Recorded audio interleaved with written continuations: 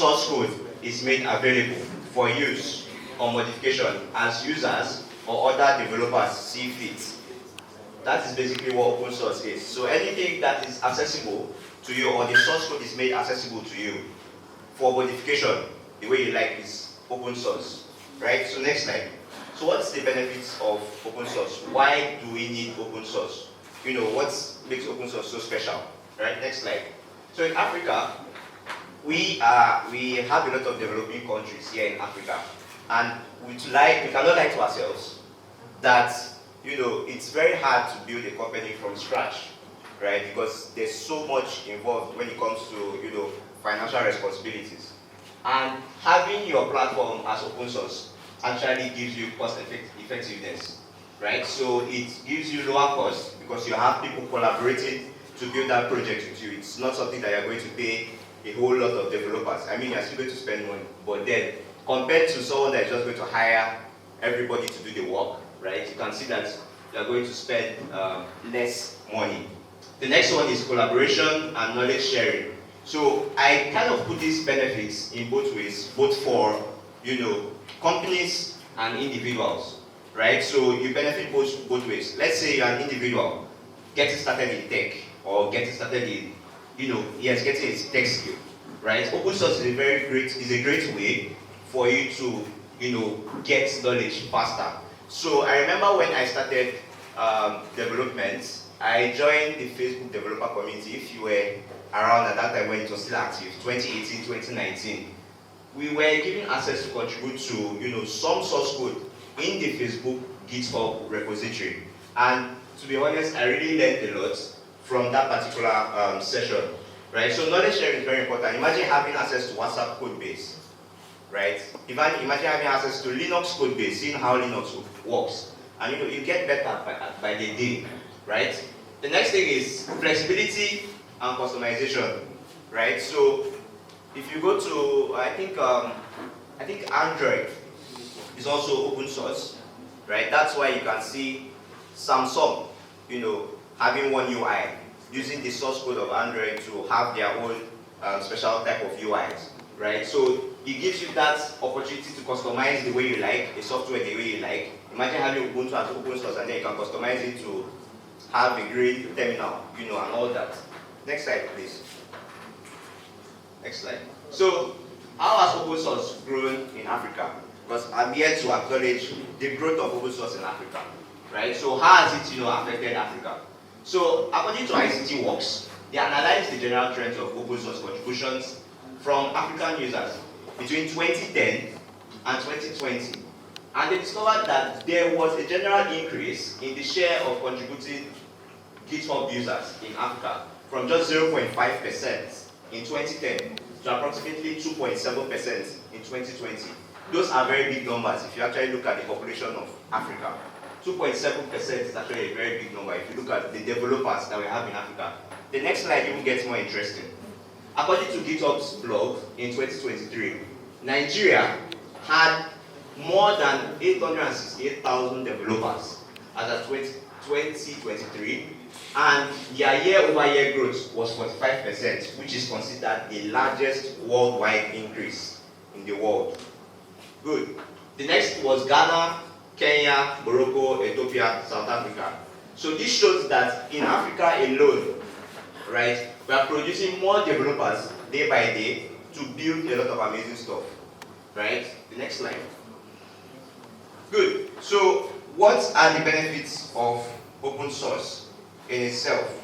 Okay, no, I missed that. What's the future of open source?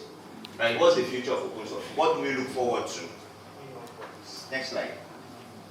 So, in the future, first of all, I would say that the future of open source in Africa is very bright and has promising opportunities for further growth and impact. So that means that, new developers that come on every day have more opportunities to grow as you have a lot more, open source projects to build.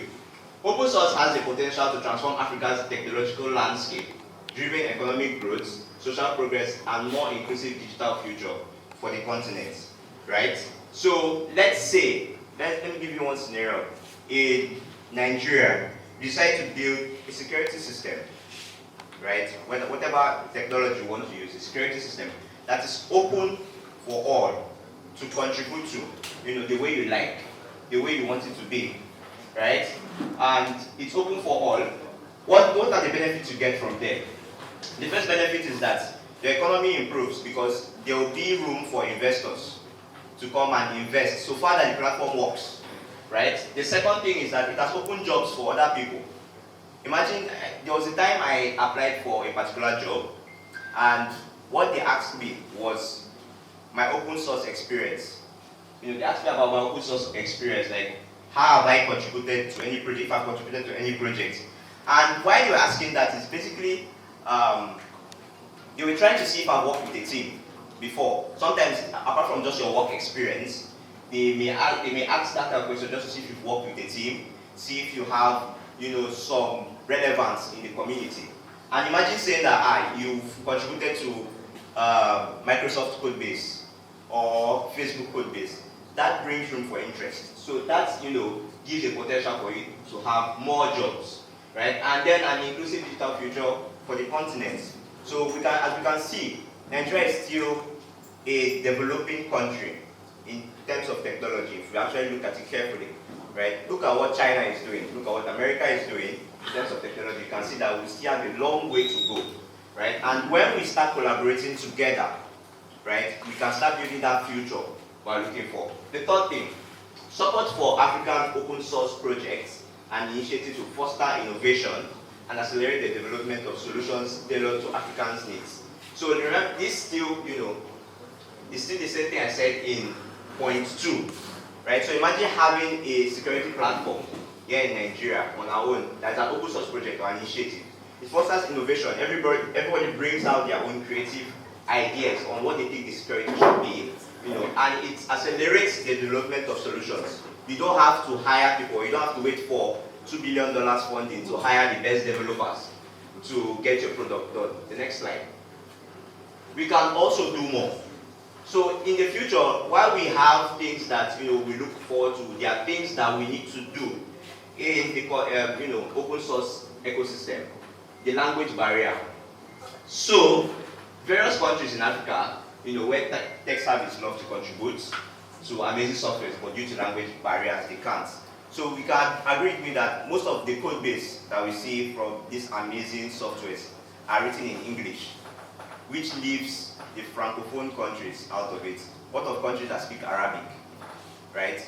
So we need to find a way to bridge that, language barrier. And there are tools like translate.org these days that, localize those open source softwares to local languages. There was this particular tool in Nigeria, I can't remember the name, but then you can actually write code in Yoruba. That was amazing. The next slide. 2, knowledge gap. So the truth is that a lot of people don't know what open source entails. A lot of people, when they hear open source, they actually think it's another way to make money. I've seen someone say, how do we make money from this open source? You've been on Facebook and all that kind of stuff. How do I make money from this stuff? But that is not the main reason why open source was created. The truth is that you need open source more than open source needs you. Whether we like it or not. You need open source more than open source needs you. Right? So for you to really understand how do you tap into open source, we need more experienced people to join us, in this open source ecosystem, to contribute and mentor other people that want to contribute to open source projects. Next slide. So how can we help? So we can support organizations. Some of these organizations include OSCAR. How many of you know OSCAR here? Okay, how many of you have heard of OSCAR Fest? Yes. So a non-profit organization, OSCAR, that's Open Source Community Africa, is dedicated to promoting open source software development in Africa. You can check their website, oscarafrica.org. And do not forget about their yearly events. It's really, really, really amazing. Another organization you could support here in Africa is Afrinic, right? Afrinic is also another non-profit organization responsible for managing internet resources in Africa, including support for open source initiatives. So those are the really popular ones, organizations that have big support for open source. And how it's not just by giving your money, it's not everything's not about money. You could also give your time. You could volunteer for their events. You could, do a lot of things, join their communities and help other people. It's really, really amazing. Next slide. Okay, so open source projects you can contribute to. First and foremost, Ubuntu. Ubuntu is the reason why we are all here. So you can contribute to Ubuntu. It's a modern open source operating system for Linux, for the enterprise server, desktop, cloud, and IoT. So Ubuntu is a really amazing operating system that you could use, and you could check out their GitHub, github.com/Ubuntu. Another project you could contribute to is Chakra UI. Chakra UI 2, is a component library that helps you build blocks, that helps you build React applications. Another project you contribute to is Laravel Baystack.